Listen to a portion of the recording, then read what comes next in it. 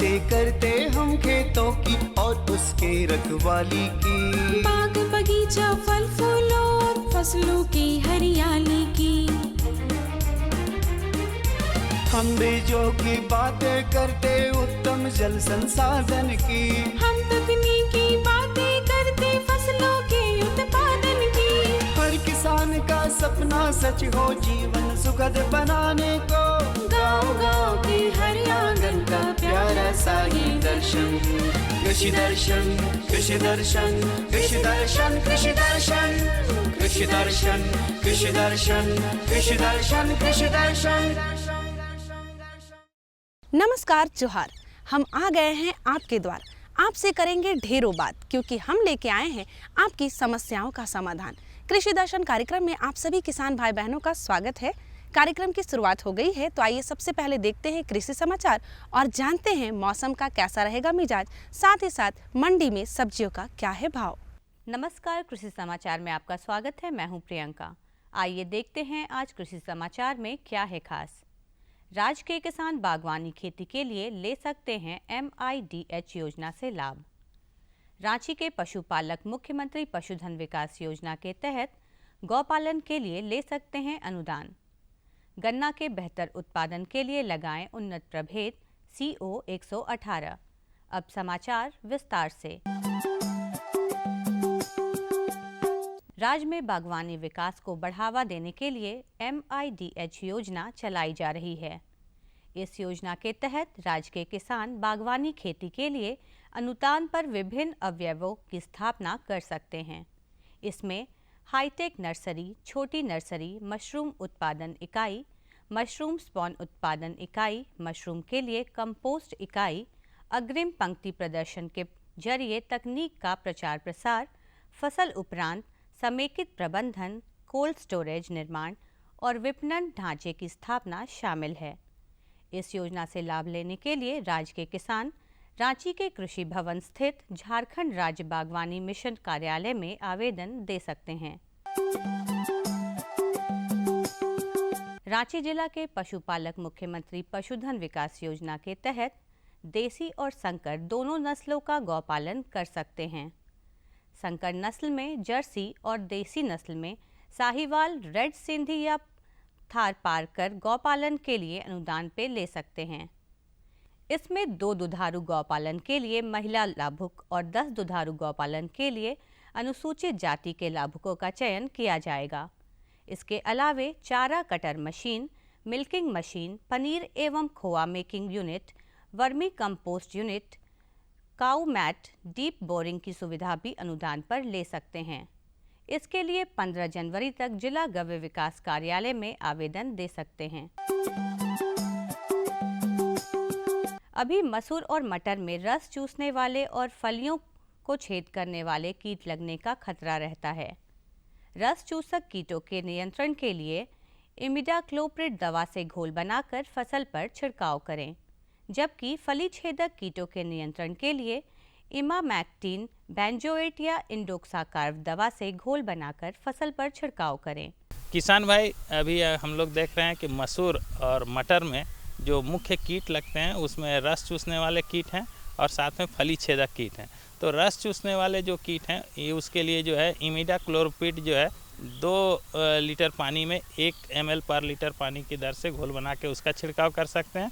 अगर उनमें फली छेदक का अगर आक्रमण हुआ है तो फली छेदक के लिए इमामैक्टिन जो है, बेंजोइट जो है, उसका हम लोग जो है लगभग 1 लीटर पानी में जो है आधा ग्राम उसको घोल बना करके उसका छिड़काव कर सकते हैं। या इंडोक्साकार्व है तो उसका 1 ml पर लीटर पानी में घोल बना के छिड़काव करें तो उससे कीटों का नियंत्रण हो जाए। राज्य के जो किसान गन्ना की बसंतकालीन खेती करना चाहते हैं वे फरवरी महीने में फसल लगा लें। झारखंड में गन्ना के बेहतर उत्पादन के लिए उन्नत प्रभेद CO 118, CO 124 या CO 237 का चयन कर सकते हैं। गन्ना की रोपाई में 2 आंख वाले 45 से 50 हजार टुकड़े प्रति हेक्टेयर की दर से लगाएं। इसे 30 सेंटीमीटर की गहराई में रोपें, जिसमें कतार से कतार की दूरी 90 सेंटीमीटर रखें। बेहतर उत्पादन के लिए उन्नत प्रभेद CO 118, CO 124 या CO 237 में से कोई एक लगाएं। उनकी उत्पादन क्षमता औसतन 1000 क्विंटल प्रति हेक्टेयर है। अभी कई ग्रीष्मकालीन फसलों की खेती का काम आरंभ होने वाला है। इस मौसम में विभिन्न फसलों की बुआई और खेत में खाद डालने के लिए कृषि उपकरण फर्टिलाइजर कम सीड ब्रॉडकास्टर का उपयोग कर सकते हैं। इसकी कार्यक्षमता 2 एकड़ प्रतिदिन है। आज हम जानेंगे बैगन फसल में रासायनिक दवा के बिना बंधक कीट और फल छेदक कीटों की रोकथाम कैसे करें। बैगन फसल में सूट यानी बंधक कीट और फल छेदक कीटों के रोकथाम के लिए अंडा परजीवी ट्राइकोग्रामा किलोनिस 1 से 1.5 लाख प्रति हेक्टेयर की दर से व्यवहार करें। एक सप्ताह के अंतराल पर 4 से 5 बार उपचार करें। और अब एक नज़र राज्य के 5 प्रमुख शहरों के मौसम के मिजाज पर। आज राज्य के 5 प्रमुख नगरों के अधिकतम और न्यूनतम तापमान कुछ इस प्रकार दर्ज किए गए। रांची का अधिकतम तापमान 23 डिग्री सेल्सियस और न्यूनतम 16 डिग्री सेल्सियस। जमशेदपुर का अधिकतम तापमान 24 डिग्री सेल्सियस और न्यूनतम 19 डिग्री सेल्सियस। मेदिनीनगर का अधिकतम तापमान 20 डिग्री सेल्सियस और न्यूनतम 11 डिग्री सेल्सियस। देवघर का अधिकतम तापमान 21 डिग्री सेल्सियस और न्यूनतम 12 डिग्री सेल्सियस। धनबाद का अधिकतम तापमान 24 डिग्री सेल्सियस और न्यूनतम 18 डिग्री सेल्सियस रहा।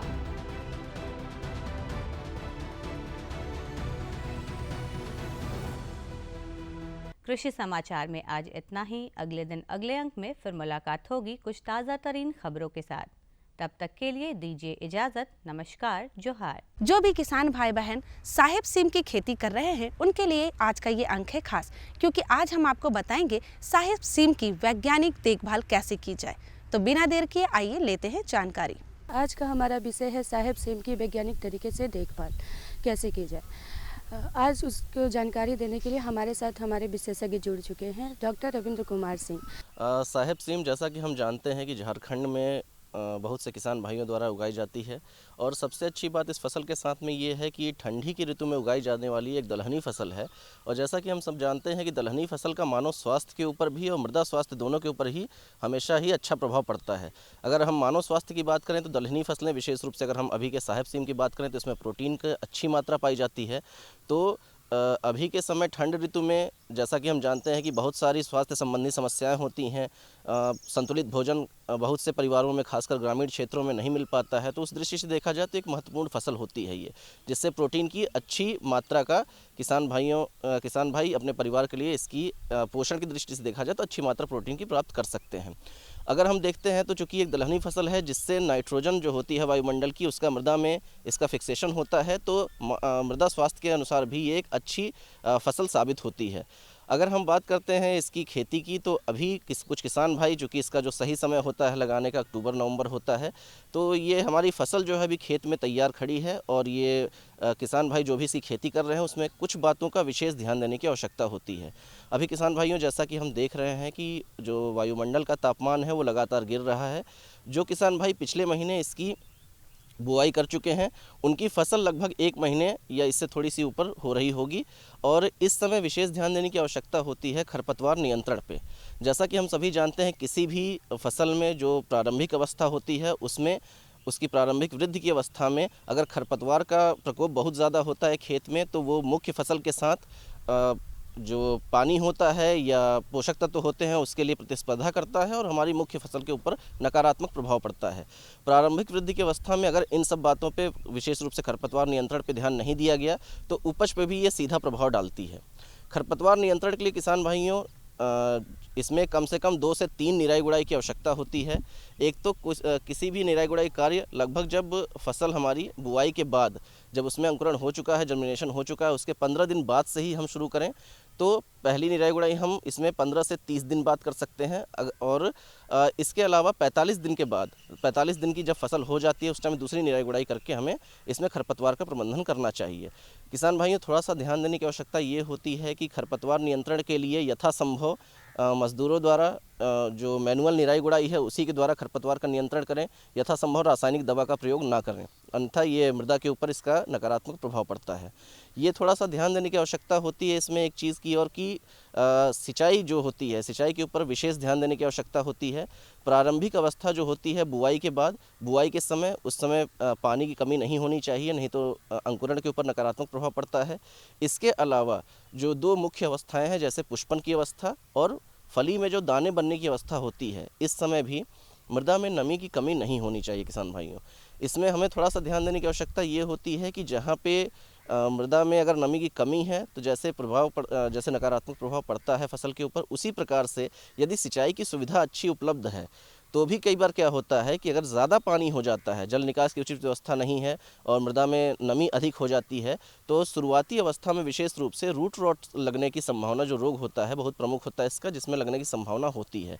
तो इसलिए किसान भाइयों इस बात का विशेष ध्यान रखें कि अगर सिंचित अवस्था में इसे लगा रहे हैं, सिंचाई की हमारे पास सुविधा उपलब्ध है, तो इसमें अधिक पानी किसी प्रकार से ना लगने पाए और उसके लिए सिंचाई की जल निकास की अच्छी व्यवस्था होनी चाहिए। दूसरा, जैसे हमने बताया कि अगर पानी की कमी है तो फल बनने की अवस्था में और पुष्पन की अवस्था में ज़रूर से ज़रूर सिंचाई कर दें, क्योंकि इसमें अगर मृदा नमी में कमी होती है तो फल की जो फसल की उपज होती है उसके ऊपर नकारात्मक प्रभाव पड़ता है। इसके अलावा कुछ बातों का विशेष हमें ध्यान देना होता है। जैसे ये सामान्यतः देखा जाता है कि अभी के टाइम में जो तापमान लगातार कम हो रहा है और आगे जो पुष्पन की अवस्था आती है, तो पुष्पन की अवस्था में यदि इसमें तापमान कम होता है, विशेष रूप से अगर 5 डिग्री सेंटीग्रेड से नीचे जाता है, यद्यपि इसमें पाले को सहन करने की अन्य फसलों की तुलना में, अन्य सब्जियों की तुलना में जो क्षमता होती है अधिक पाई जाती है, परंतु अधिक पाला की अवस्था में इस पर भी नकारात्मक प्रभाव पड़ता है। तो उस समय में अगर पाले की संभावना आपको दिख रही है तो उसमें तुरंत ही खेत की थोड़ी सी सिंचाई कर दें, जिससे जो मृदा तापमान में गिरावट होगी उसको नियंत्रित किया जा सकता है। किसान भाइयों, इसमें अगर हम बात करते हैं कुछ प्रमुख रोग बीमारियों की, तो इसमें अभी के समय में किसान भाइयों से हमारा यही अनुरोध रहेगा और ये बात ध्यान देनी चाहिए कि कोई भी फसल अगर वो लगा रहे हैं तो नियमित अंतराल पे उसका निरीक्षण ज़रूर करते रहें। प्रत्येक दिन यदि संभव हो तो अपने खेत में ज़रूर जाएं, उसका नियमित अंतराल पे अपनी फसल का निरीक्षण करते रहें।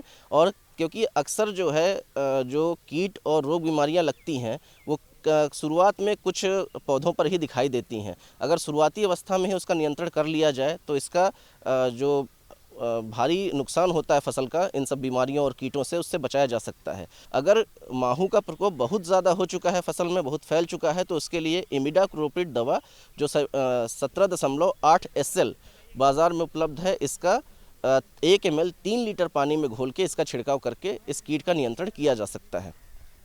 दूसरा किसान भाइयों, एक फली छेदक कीट लगता है, जो फलियां जब उसमें दाने बनने लगते हैं तो फलियों में अक्सर इस कीट का प्रकोप देखा जाता है। तो इसके लिए फलियों के ऊपर दाने बनने की अवस्था में और फलियों के विकास की अवस्था में विशेष ध्यान दें। अगर कहीं भी इस कीट का प्रकोप दिखाई देता है तो इसके लिए इंडोक्साकार्ब दवा 1 ml 1 लीटर पानी में घोल के इसका छिड़काव किया जा सकता है। इसके बाद किसान भाइयों थोड़ा सा हम चर्चा करेंगे, चूँकि ये कि 90 से 120 दिन की ये फसल होती है और इससे आपको औसतन 70 से 100 क्विंटल प्रति हेक्टेयर तक की उपज आसानी से प्राप्त की जा सकती है। परंतु किसान भाइयों, जैसा कि हम जानते हैं कि ये फसल जो है इस पर थोड़ा सा कम ध्यान दिया जाता है और अधिकतर जहाँ पे पानी की सुविधा थोड़ी कम होती है वहाँ पे इस फसल को लिया जाता है, तो उपज में थोड़ा सा ये देखा जाता है कि कमी आ जाती है। परंतु अगर सिंचित अवस्था में से लगा रहे हैं और अच्छी प्रजातियों जैसे पूसा सुमित का BR1 BR2 का चयन किया गया है तो इसमें अच्छी उपज भी प्राप्त हो सकती है। देखा हमारे किसान भाइयों, हमारे डॉक्टर साहब से इनके अच्छे से देखभाल करने की कितनी अच्छी विधि बताएं।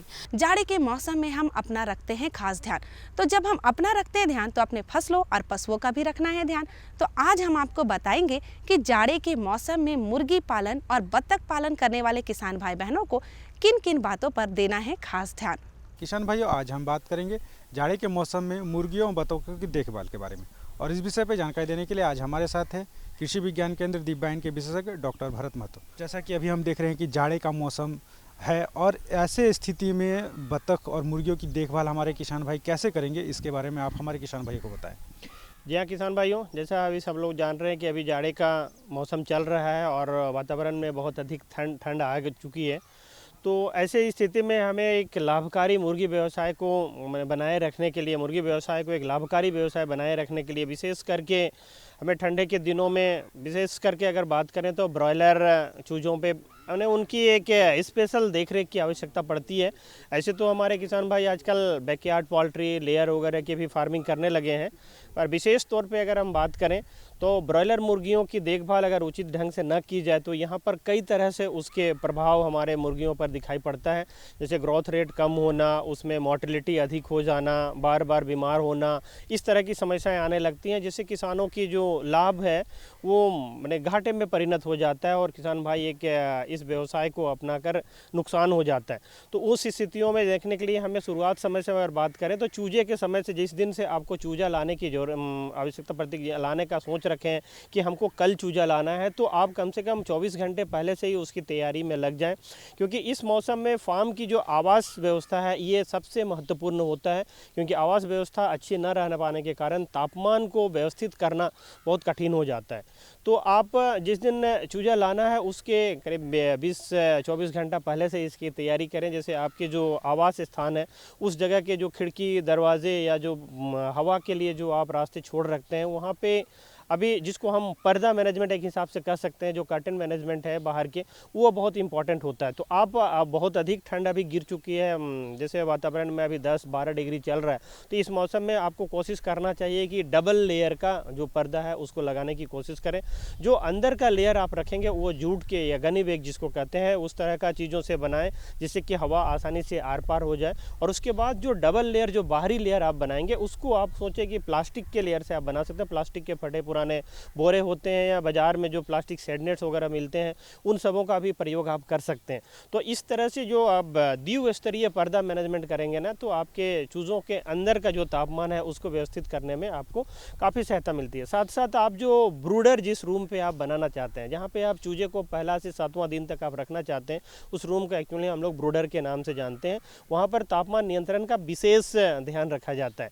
तो बिछावन सामग्री जो आप अमूमन हम लोग 2 इंच रखते हैं, किसान भाई उसमें कुन्नी की मात्रा को कम करने के लिए कभी कभी उसको 1 इंच तक ही रखते हैं। तो इस मौसम में किसान भाई निश्चित तौर पे आप उसको 2 इंच तक के रखें, ताकि नीचे का तापमान भी आप आसानी से नियंत्रित कर सकें। साथ साथ जो ब्रूडर में जो चीक गार्ड वगैरह यूज़ करते हैं, तो चीक गार्ड अगर आपके पास संभव हो सके तो चीक गार्ड आप टीना का ही रखें, जिसमें कि तापमान काफ़ी अच्छी तरह से रिफ्लेक्ट हो सके। बहुत किसान भाई इसको लकड़ी का या कूट का भी बनाते हैं, तो इस मौसम में वो बहुत कारगर नहीं होता है।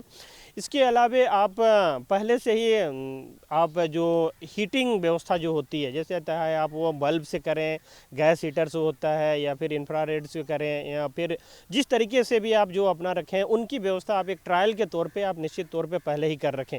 पहले सप्ताह में हम लोग 95 डिग्री फ़ारेनहाइट तक रखने की सलाह देते हैं, और चूँकि टेम्परेचर कम हो रहा है और कम होता जा रहा है, इसी कारण आप ध्यान रखें कि उससे ये अधिक करने की आवश्यकता ऐसे जनरली नहीं पड़ता है। तो फिर ज़रूरत पड़े तो आप वो भी कर सकते हैं।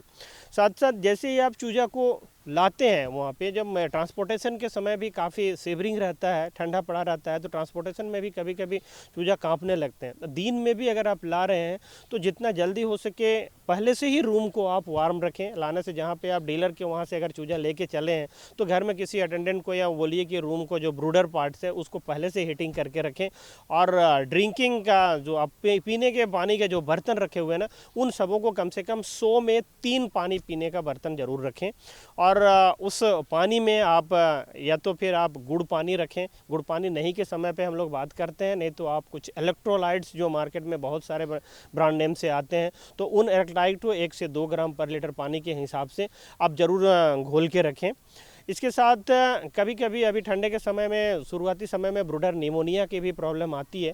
तो किसान भाई ऐसे तो अमूमन हम लोग उसकी सलाह नहीं देते हैं आप लोगों को सामान्य तौर पे, पर वहाँ पे अभी कोई एंटीबायोटिक जैसे नियोडॉक्स हो गए या सिफेलैक्सिन्स हो गए, इस तरह के जो माइल्ड एंटीबायोटिक्स हैं उनका आप जो प्रिवेंटिव डोज है उस अनुसार देखिएगा। सब दवाई के ब्रांड नेम के अनुसार प्रिवेंटिव डोज अलग अलग बनाए हुए रहते हैं, तो उसके अनुसार आप हल्के एंटीबायोटिक्स का भी प्रयोग कर सकते हैं। साथ साथ किसान भाई एक बहुत ही नया इनोवेटिव आइडियाज़ हैं जो कि बहुत कम पैसे में होता है। आप फीड के साथ जो प्री स्टार्टर दे रहे हैं, उस प्री स्टार्टर में 0.5 to 1% अगर हल्दी पाउडर का उपयोग करें तो इस स्थिति में उनकी इम्यूनिटी, जो चिक्स के हमारे अभी ठंडे के समय में काफ़ी कम इम्यूनिटी कम हो जाता है, तो उस इम्यूनिटी को बूस्टअप करने में काफ़ी मददगार होता है। तो आप हल्दी का पाउडर 0.5 to 1% आप फीड के साथ में मिलाकर प्रयोग कर सकते हैं। इसके साथ किसान भाई, जैसे जैसे ये हम ब्रॉयलर की बात कर रहे हैं, क्योंकि विशेष करके अभी इस मौसम में ब्रॉयलर ही को विशेष प्रबंधन की ज़रूरत पड़ती है। बाकी जो हमारा बैकयार्ड पोल्ट्री के चिक्स हैं उनमें इम्यूनिटी और थोड़े हार्डी ज़्यादा होते हैं, इसी कारण वहाँ पे उतनी विशेष ध्यान देने की ज़रूरत नहीं पड़ती है। तो जैसे जैसे उम्र बढ़ते जाएगा थोड़ा गैस एक्यूमुलेशन पर भी ध्यान देना पड़ेगा।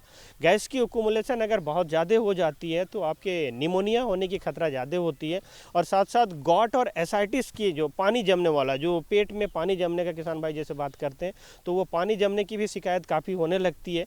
तो आप गैस का आर पार हो इसका ध्यान रखें। जैसे जैसे सुबह होने लगता है, टेम्परेचर बढ़ने लगता है, तो आप जो अंदर के लेयर है जो कर्टेन का है उसको आप हटा दें। बाहर वाले को हटाने की ज़रूरत नहीं है, अंदर वाले को दोनों तरफ से, अगर आप ईस्ट वेस्ट बना रखे हैं तो नॉर्थ साउथ के दोनों तरफ के पर्दे को थोड़ा थोड़ा हटा दें, जिससे कि क्रॉस वेंटिलेशन हो सके।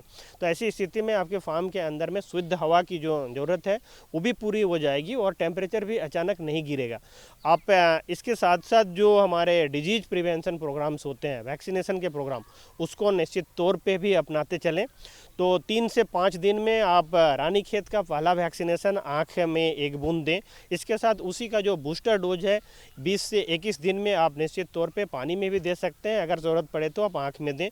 इसके अलावा 12 से 14 दिन में आप गैम्ब्रो का वैक्सीन अवश्य करें।